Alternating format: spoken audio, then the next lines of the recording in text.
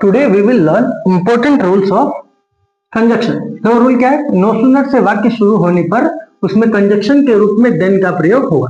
Means क्या है कि कोई सेंटेंस है नो सूनर से स्टार्ट होता है तो सेंटेंस में हम क्या करेंगे? कंजक्शन के रूप में देन का यूज करेंगे। जैसे देखो हमको क्या पता है कि नो सूनर देन होता है। जैसे नो सूनर देन क्या है? तो कंजक्शन कंपाउंड वर्ड है। कंजक्शन कंपाउंड वर्ड है। ये दोनों नो सूनर क्या होता है? हमेशा देन के साथ आता है। ठीक है, कंपाउंड वर्ड है, कंपाउंड कंजक्शन वर्ड है। तो एग्जाम्पल क्या है कि no sooner did the teacher enter the classroom, और देखो क्या है? All the students stood up.